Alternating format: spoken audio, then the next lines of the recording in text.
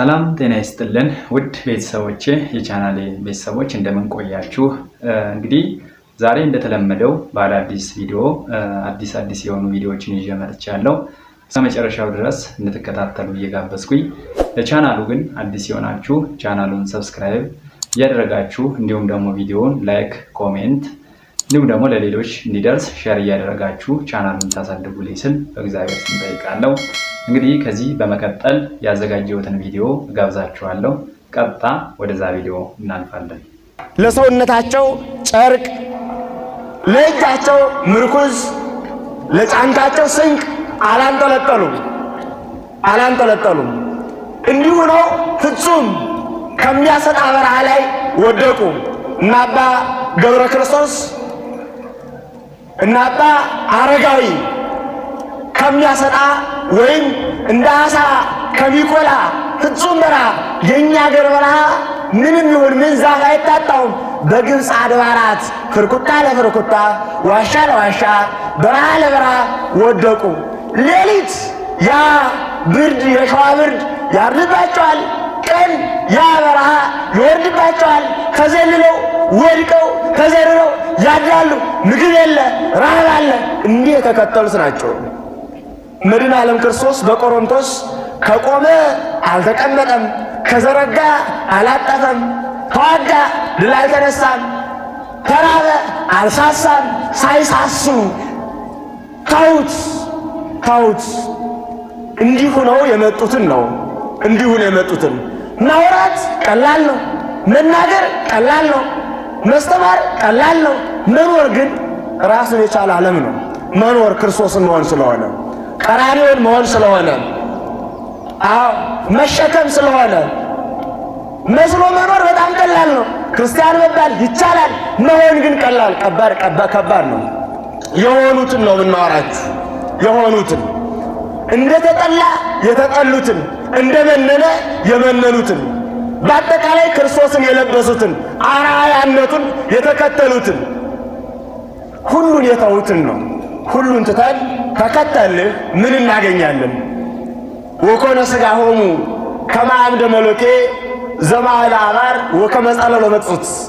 ሊቁ አባ ጊዮርጊስ ሰውነታቸው በድርቅ ወራት እንደተቆረጠ የጎመን ቅጠል እስኪሆኑ ድረስ ደረሱ እንዲል በአጠቃላይ ለዚህ ዓለም ፍላጎት ውድቅ ሆነዋልና የተቆረጡ ነበሩ።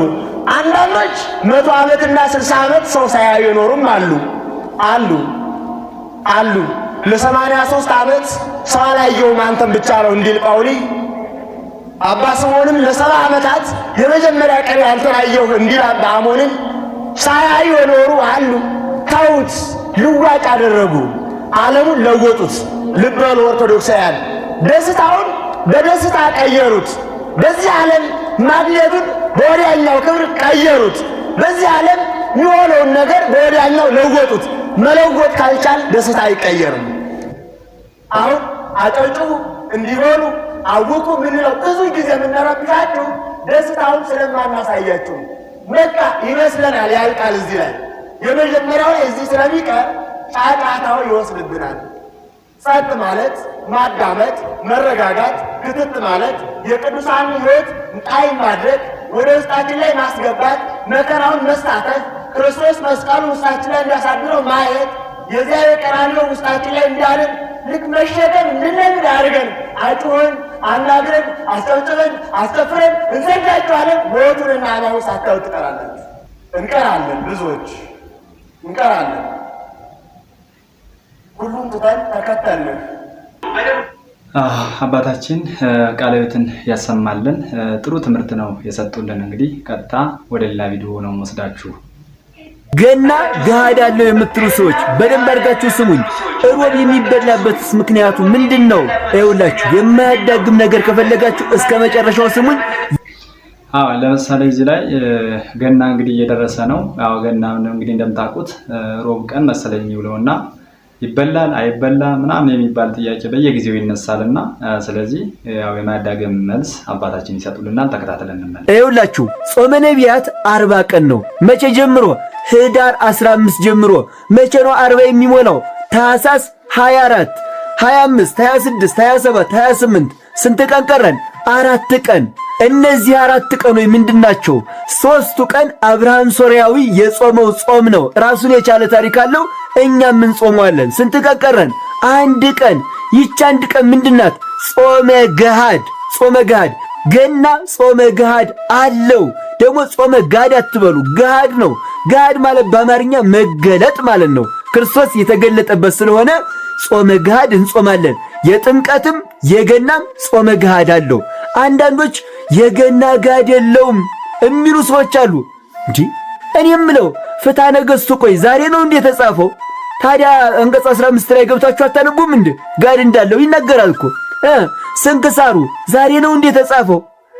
ታዲያ ጥር 10 ላይ ገብታችሁ አታነቡም እንዴ? ይናገራል እኮ። ስለዚህ ገሃድ ሁለቱም ቀን አለው። ነገር ግን 2 ቀን ስለሆነ እንደ 2 ጾም አይቆጠርም፣ እንዳንድ ነው። ዓርብና ሮብ ጾመ ድህነት ተብሎ እንዳንድ እንደሚቆጠረው ማለት ነው። በአንድ ነው የሚቆጠረው ጾመ ገሃድም ማለት ነው። ሮብና ዓርብ የሚበላበት ምክንያት ደግሞ እነዚህ ሁለቱ አበይት በዓላት ስለሆኑ ነው። ቆይ ሮብ ይበላል ስትባሉ እኔ ገና ዛሬ ሰማሁ የምትሉ ሰዎች ቆይ ገና ዘንድሮ ሮብ ላይ የዋለው ስንክሳሩ እኮ ይናገራል እኮ። ይሄ መጽሐፈ ስንክሳር ነው። ጥር 10 ላይ ምን ይላል? የልደትና የጥምቀት በዓል በረቡዕ ወይንም በዓርብ ቀን ቢውል በበዓለ 50 የሚበላውን የጥሉላት መብል በጠዋት በመብላት ምእመናን ሁሉ በዓሉን እንዲያከብሩ የከበሩ አባቶቻችን ሐዋርያት አዘዋል። እነዚህ ሁለቱ የእግዚአብሔር ታላላቅ በዓሎች ናቸውና ስንክሳር ዘጥር 10 አንቡ። ስለዚህ ገናም ጥምቀትም ሁለቱም ገሃድ አላቸው። አባታችን እንግዲህ ቃልዎትን ያሰማልን። ጥሩ ትምህርት ነው የሰጡልን። በተለይ ገና አብዛኛውን ጊዜ ሮብ ዓርብ በሚሄዱበት ጊዜ ያው ቤተክርስቲያናችንም እንደሚያዘው አባቶቻችንም እንደሚነግሩን እንደሚበላ እንደሚከበር ነው። እንግዲህ ልደቱን መቼም ጾመን አናከብረውም እና ለዛ ነው እና በ4 ዓመት መሰለኝ ብቻ አንዴ እንደዚህ ይፈጠራል። ስለዚህ ያው እሳቸው ሲያስተምሩም የገናና የጥምቀት ያው ገሃድ እንዳላቸው ነው። ጾመ ገሃድ ሳይሆን ገሃድ ማለት ደግሞ እንደሰማችሁት መገለጥ የሚል ትርጉም ነው ያለውና ስለዚህ ገሃድ አለው። ሮብም ዓርብም ዋለም እንግዲህ ያው በተለይ የገና የልደት ያው ጾሙን በጾም ሳይሆን የምናከብረው ያው እንግዲህ ባለው ነገር ላይ በፍስክ ነገሮች ላይ በዓሉን ስናከብር እንውላለን ማለት ነው። ቃልዎትን ያሰማልን። ቀጥታ ወደ ሌላ ቪዲዮ ወስዳችኋለሁ፣ ተከታትለን እንመለስ።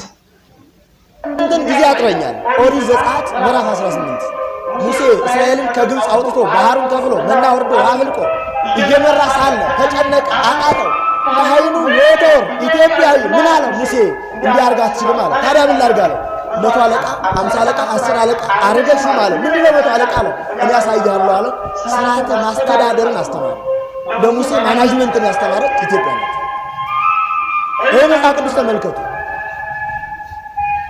በዚያ ወራት እንኳን ሙሴ ኢትዮጵያዊትን አግብቶ እስራኤልን ሲመራ አሮን ካህኑ፣ ማርያም ዘማሪዋ ሙሴን ተቆጡት። እግዚአብሔር በመቅሰፍት አነደዳቸው። ለምን? ስለ አንዷ ኢትዮጵያዊ እግዚአብሔር ምን አስቆጣው? ምን አስቆጣው? መመርመር ይጠይቃል። ይህ እንዲህ እያለ ለ2000 ዘመናት ከቀጠለ በኋላ ዳዊት ሲነግስ በዳዊት ዘመን ንግሥተ ሳባ እናታችን ንግሥት ወደ ዳዊት መልእክተኛ ልካለች። እንዲህ ብላ የምትመጣው ንጉሥ አንተ ነህ ወይስ ሌላ ብላ ልካ ነበር። ቅድመ ልደተ ክርስቶስ ነው። አስቡ 1000 ዓመት ቀድማ ትመጣለህ። ምን አንተ ነህ ወይ? በዚህ ጊዜ ኤርምያስ፣ ኢሳይያስ፣ ዳንኤል፣ ሕዝቅኤል፣ ናሆም፣ ሚክያስ፣ ዘካርያስ የሉም። ሳይኖሩ ግን ኢትዮጵያ ነበረች። ምን ማስረጃ አለ? ዳዊት እንዲህ አለ፣ ኢትዮጵያ እጆቿን ወደ እግዚአብሔር ትዘረጋለች አለ። በሌላም መዝሙር ለኢትዮጵያ ምግባቸውን ሰጣቸው አለ። በሌላም አንቀጽ ኢትዮጵያን በፊቱ ይሰግዳሉ አለ። ዳዊት በበገናው ለምን አለ? እና ኢትዮጵያ ካልሰገደች ይሰግዳሉ ይላል። ልበ አምላክ ዳዊት በመዝሙሩ በገናው ላይ የደረደራት ካላራቅናት ሊቀ ነቢያት ሙሴ እንኳ የሥነ ፍጥረትን አንቀጽ በተናገረበት አንቀጽ እግዚአብሔር በመጀመሪያ ሰማይና ምድር ፈጠረ ካለ በኋላ በምስራቅ ኤደን ገነትን ተከለ ካለ በኋላ አራቱን አፍላጋት አፈሰሰ ካለ በኋላ የኢትዮጵያ ምድር ይከብዳል ብሎ ከገነት አጠገብ ለምን አስቀመጣት?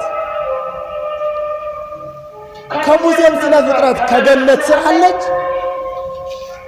ከሙሴም አማችነት አለች፣ ከዳዊትም የበገና መዝሙር አለች፣ ከሶሎሞንም ምሳሌ አለች። እንዲያው ሩቅ ነውና አንደኛ ነገሥት ምዕራፍ 10 ቁጥር 1 ላይ ስንሄድ ንግሥተ ሳባ ወደ ሰሎሞን ሄዳለች። ለምን ሄደች? እንቆቅልሽ ጠይቀው። ምንድነው እንቆቅልሽ? አገር እንቆቅልሽ የሚፈታ ሽማግሌ አጥሳ ነው እዚያ የምትሄደው? እንዲህ አይደለም። ትወርዳለህ ትወለዳለህ የሚባለው አንተ ነው ወይ? የተነገረው ትንቢት የተቆጠረው ሱባኤ የሚፈጸው በአንተ ነው ወይ? ይሄ ነው የኢትዮጵያ እንቆቅልሽ። ይህን ለመጠየቅ ነው ሄደችው። ንግሥተ ሳባ ወደ ሰሎሞን ወርቅ አንከር ይዛና የሄደችበት መሰረታዊ ምክንያት ሰብአ ሰገል ወርቅ አንከር ይዘው ከቤተልሔም የሄዱት ማን አስተምሯቸው ነው? ማን ነግሯቸው ነው? ኢትዮጵያ ለምሳሌው ለሰሎሞን የገበረች። ለዚህ እኮ ነው ክርስቶስ እንዲህ አለ፣ የአዜብ ንግሥት በኋላ ዘመን ትፈርዳለች። ለምን? ከምድር ዳርቻ የሰሎሞን ጥበብ ልትሰማ መጥታለችና። የሰሎሞን አምላክ እኔ መጥቼ ካላመናችሁ እርሷን የመስያት ሰሎሞንን የመስላት ከሄደች ፍርድ ናት አይደል ያለ? ፍርድ ናት ነው ያለው። በጣም ብዙ ታሪክ አለ። ሰሎሞን እንኳን ወደ ሩቅ እንኳን ከወሰዷችሁ ሰሎሞን ኢትዮጵያ ከሰሎሞን አስቀድሞ ወይም ከንግሥተ ሳባ አስቀድሞ 52 የዳበረ ስርዓተ መንግስት ያላት 52 ነገስታት አንግሳለች። ከንግሥተ ሳባ እስከ ክርስቶስ 68 ነገስታት አንግሳለች። በዚህ ታሪክ የተዋጀች ተከታታይነት ያለው ቅብብሎሽ ያለው ስርዓት ያላት ህዝብ ናት። ወግ ያላት የዛሬ ነው ያድርገውና ዛሬ መግባባት መነጋገር አቃተን።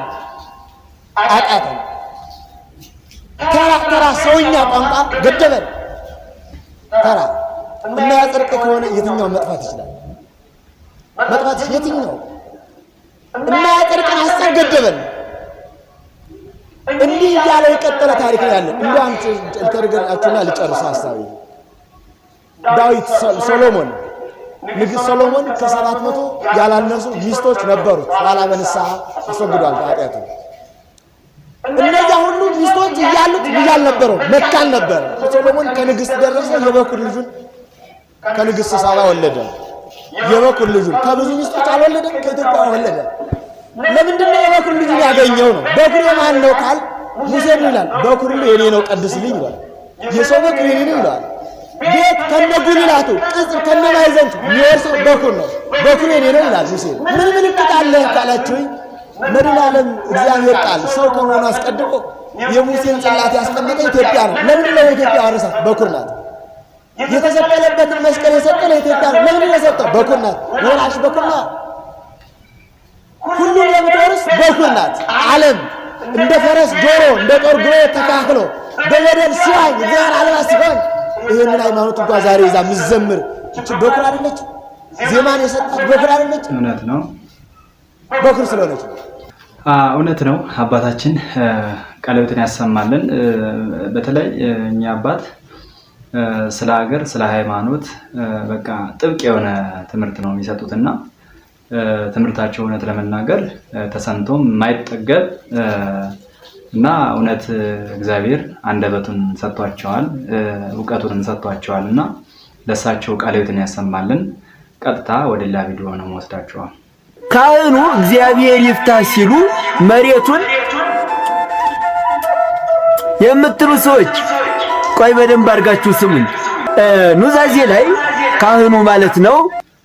እዚህ ላይ በአብዛኛው ጊዜ እኔም ማድረገው ነገር ነውና ከቤተክርስቲያን ቆይተን እግዚአብሔር ይፍታችሁ ሲባል ካህኑ እንደዛ ሲል መሬት እንደዚህ በግንባራችን መሳለም ሳይሆን ዝም ብለን በእጃችን እንደዚህ እያደረግን እንስማለን ማለት ነውና ስለዚህ ጉዳይ ነው ማብራሪያ የሚሰጡልን አባታችንና እስኪ ተከታትለናቸው እንመለሳለን። ይስራኤልክሙ ኃጢአተክሙ ዘገበርክሙ ንስክሙ ምናምን ይሉና እግዚኦ መሐረነ ክርስቶስ ይላሉ። እግዚኦ መሐረነ ይላሉ፣ እኛም እግዚኦ እንላለን። በእንተ ማርያም ይላሉ፣ እኛም በእንተ ማርያም እንላለን። ከዚያም በኋላ ኦ እግዚእ ኢየሱስ ክርስቶስ ስለ ኃጢአቴ ምናምን ብለው የማይሰራ ኃጢአት እግዚአብሔር ይፍታህ ይላል በደካኑ። ያን ጊዜኛ መሬቱን በእጃችን እየዳበስን እንስማለን። ከየት ነው ያገኘነው? ምን ማለት ለምንድን ነው የምንስመው? እኔ ስለማላውቀው ነው። ካወቃችሁ ንገሩኝ። እንደዚህ የምትስሙ ሰዎች ማለት ነው። በጣም ብዙ ሰው ሲያደርግ ያለውና እኔ ግራ ይገባኛል። ማለት እግዚአብሔር ይፍታ ሲባል መሬት መሳም አለበት ብሎ ያስተማራችሁ ሰው ኖሮ ነው ወይንስ እንደው ምናልባት ለመስገድ ወገባችሁን እምቢ ብሏችሁ ነው ሰግዶ በግንባራችሁ እንትን ለማለት? ለምንድን ነው እንደዚህ በእጅ የሚሰማው? አላቅም። እኔም ማቀው እግዚአብሔር ይፍታ ሲል ካህኑ አሜን ማለት ነው ማቀው። ያ ማለት እግዚአብሔር ይፍታ ሲባል አሜን ይደረግልኝ፣ አሜን ማለት ይሁንልኝ ይደረግልኝ አይደል? አሜን ይፍታኝ ማለት ነው። ስለዚህ እኔ የምትስሙትን ነገር አላቀውም። እኔም ማቀው አሜን ማለት ነው። አዎ አባታችን እውነት ነው ያስተማሩት። እግዚአብሔር ይፍታ ሲባል ወይ መሬት መሳም አለብን ወይ ደግሞ አሜን ማለት እንጂ በእጃችን እንደዚህ ያደረግነ መሳሙ አግባብ አይደለም ብዬ ነው ማስበው እኔም። እና ወደ ቀጣይ ቪዲዮ ወስዳችኋለሁ። ይሄን አይተን እንመለስ። ታኅሳስ 12 የዓመቱ አጭር ቀን እንግዲህ ታኅሳስ 12 የዓመቱ አጭር ቀን ተብሏል። በዶክተር ሮዳስ ታደሰ እንግዲህ ማብራሪያ ይሰጥበታል። እሱን ተከታትለን እንመለሳለን። ይገርም ማለት ነው። ታኅሳስ 12 የዓመቱ አጭር ቀን እስቲ እንዴት እንደሆነ እንመልከት። እንግዲህ በሌላው ዓለም ዲሴምበር 21 ወይም 22 23 የሚሆንበት አጋጣሚ አለ እና ፀሐይ በፍኖተ ፀሐይ ወይም በፀሐይ ጎዳና ወይም በኤክሊፕቲክ መስመር በሰማያዊው ሉል ላይ ወደ ደቡብ አቅጣጫ መጓዛን የምታቆምበት ዕለት ነው። ዊንተር ሶልስቲስ ይባላል። ይህ ዕለት እንግዲህ በሰሜናዊ ንፍቀ ክበብ ክረምት ይጀምራል። በጣም ጭጋግ በረዶ ያለበት ነው፣ በተለይ በአውሮፓው። በተጨማሪ ወቅት የሰሜናዊ ንፍቀ ክበብ ሌሊቱ ይረዝማል። የቀኑ ርዝማኔ ደግሞ ከ12 ሰዓት በታች የሚሆንበት ጊዜ ነው። ለዚህ ነው ፈረንጆቹ አብዛኛውን ጊዜ ሰዓት ወደ ማስተካከል ይሄዳሉ፣ ምክንያቱም በጣም ለማመጣጠን ሲሉ። እኛ ግን ብዙም ችግር የለብንም፣ ምክንያቱም ምድር ወገብ አካባቢ ስለሆነ ብዙ ልዩነቱ ስለማይታይ።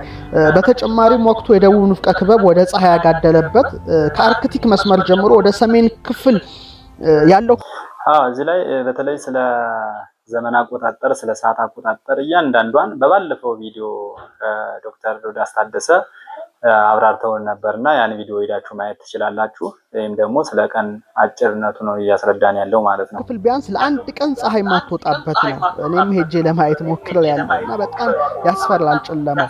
እንዲሁም ፀሐይ በደቡብ ምስራቅ ወጥታ በደቡብ ምዕራብ የምትጠልቅበት ወቅት ነውና የገና ጃንቨር ይባላል። በጣም አጭር ነው ማለት ነው። በቃ ቶሎ ይመሻል።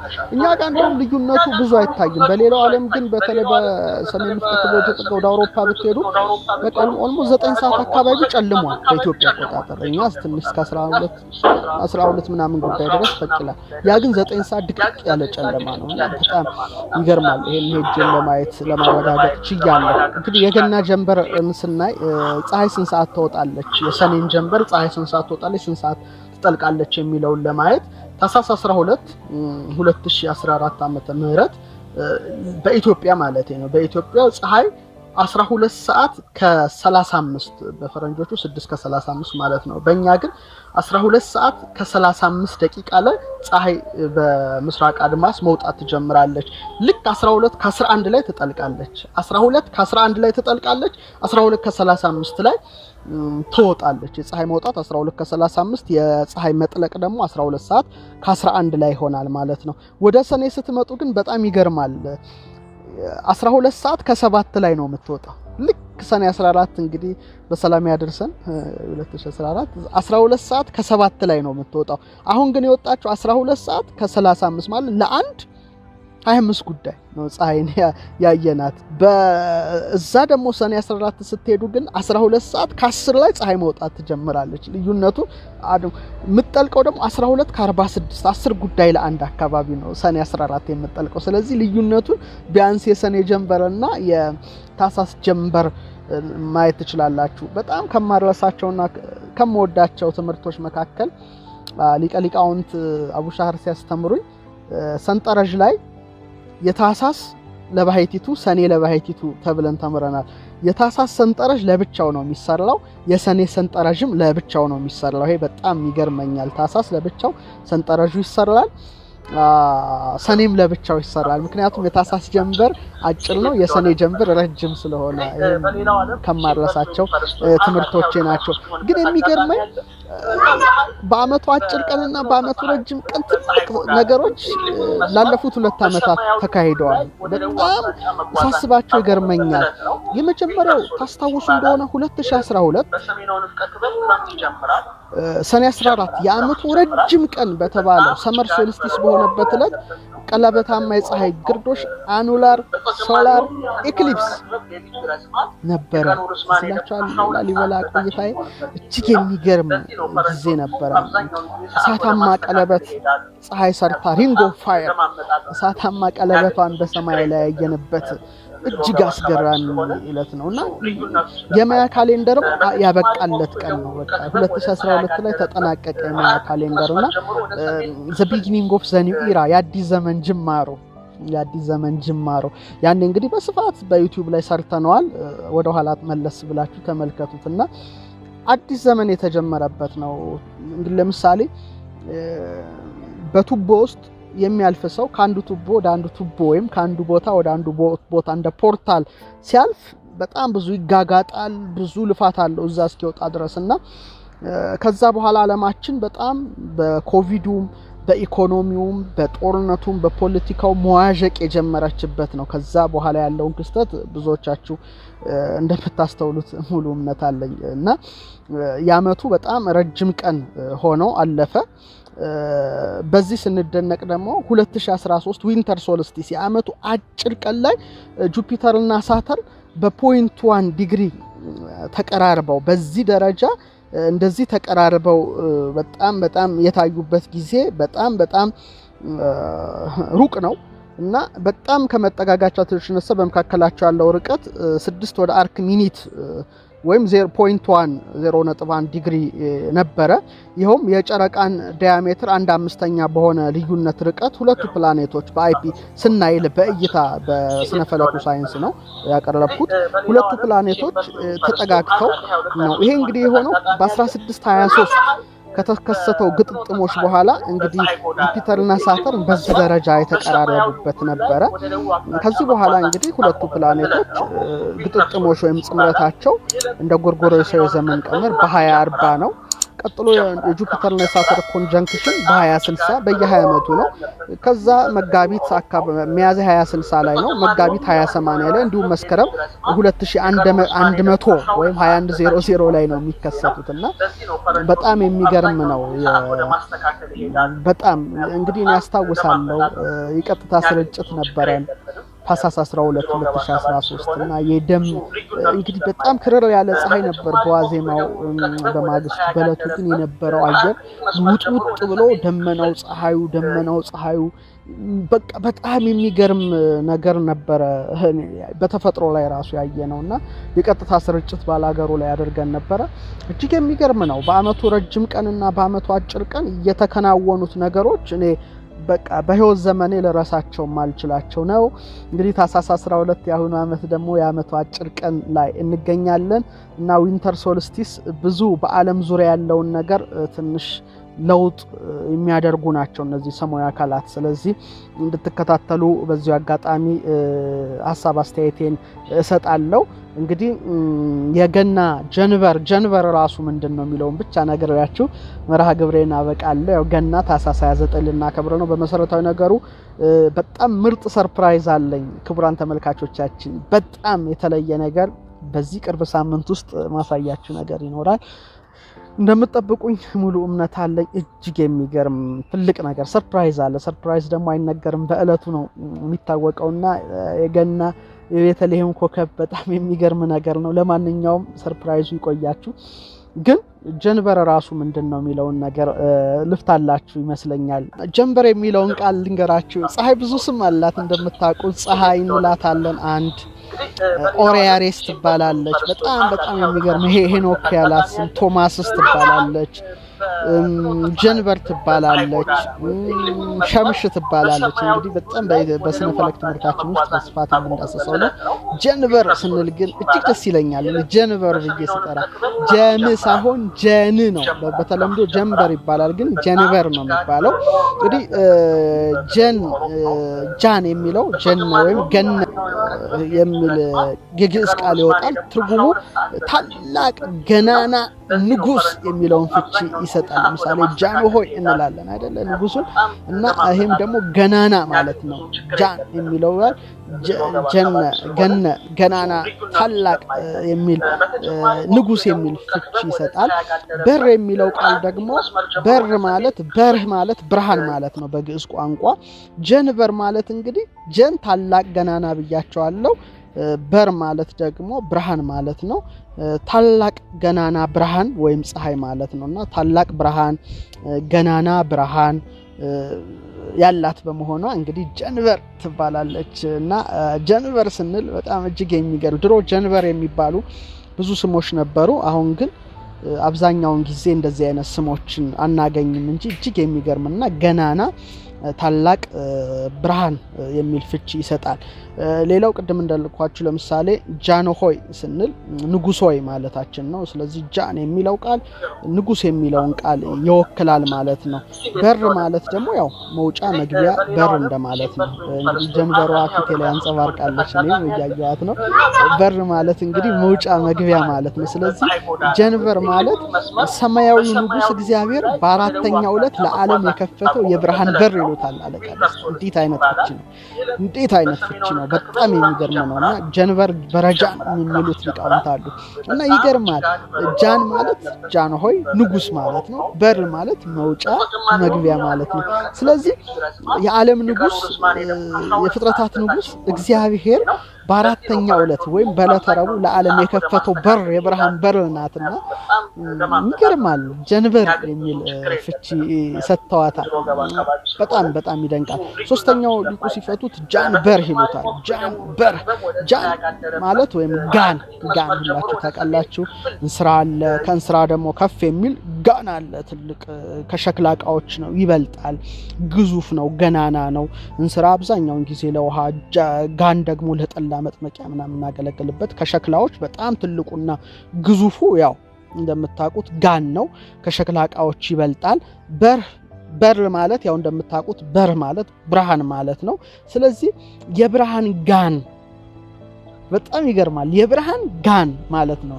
የብርሃን ጋን ምናችን ፀሐያችን በጣም ግዙፍ ግዝፈቷን ብዙዎቻችሁ የምታውቁት እውነት ነውና እቺ ግዙፍ አካልን እንግዲህ በረጃን ወይም ጀንበር በማለት ስም አውጥተውላታል። እንግዲህ የብርሃን ጋን ሲሏት ግዝፈቷን ነው የምናየው። ምክንያቱም እንደሚታወቀው የፀሐይ መጠነ ቁሷ ከምንገምተው በላይ በጣም ግዙፍና ታላቅ እንደሆነ ታውቃላችሁ። ልክ እንደ ጋኑ ትልቅ ነው።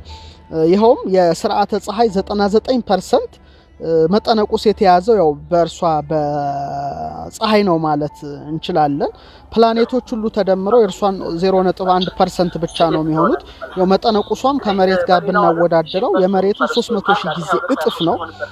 ምን ያህል ግዙፍ እንደሆነች በእውነት ማወቅ መረዳት ይገባናል።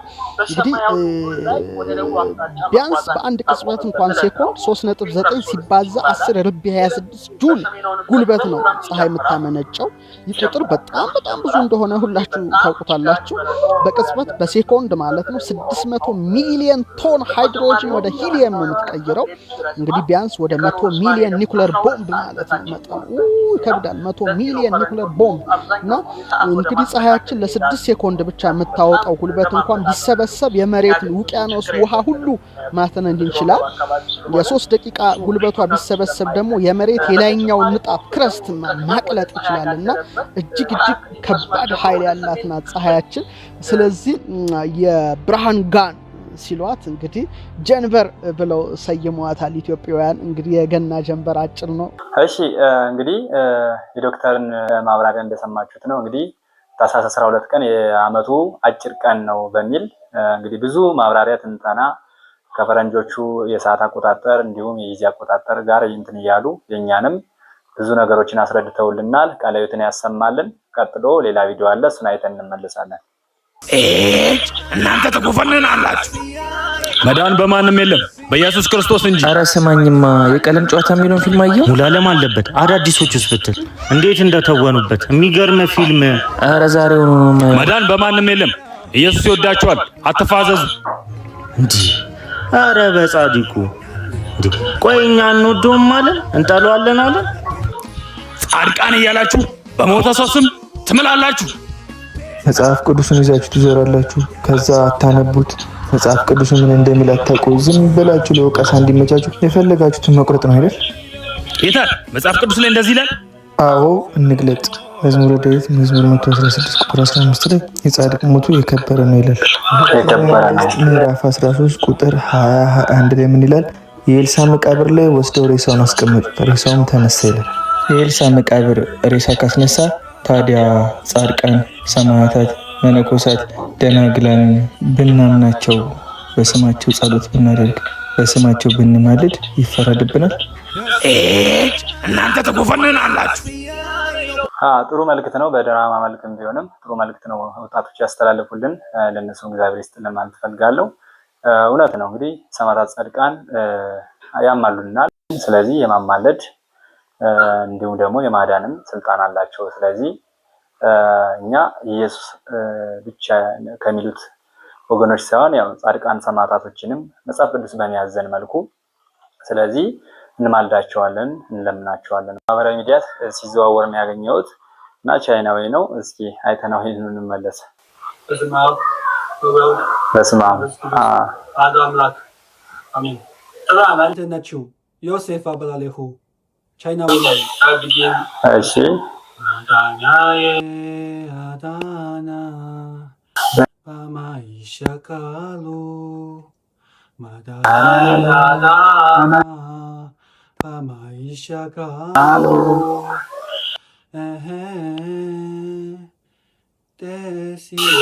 ሊጨበጨብለት የሚገባ ነው። አማርኛውን በራሱ መቻሉ ትልቅ ነገር ነው።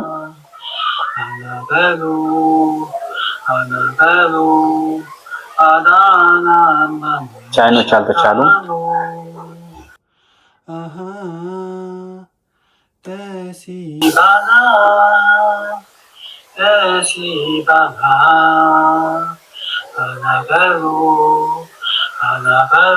ቻይናው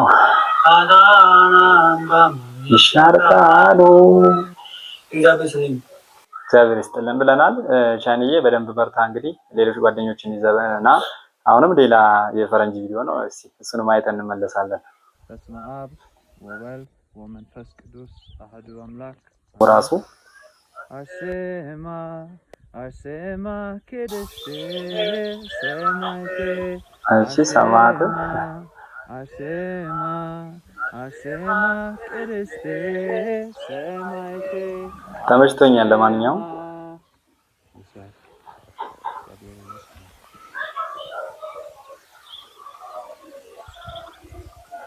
እንግዲህ ቤተሰቦቼ የዛሬ ቪዲዮ ይህን ይመስል ነበረ።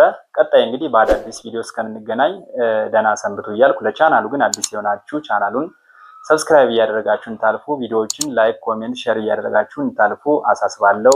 ስላዳመጣችሁ ስለተከታተላችሁ ያመሰግናለሁ። እግዚአብሔር ይስጥልን። ሰላም ሁኑልኝ። መድኃኒት ዕፀ ሕይወት ዝንቱ ውእቱ መስቀል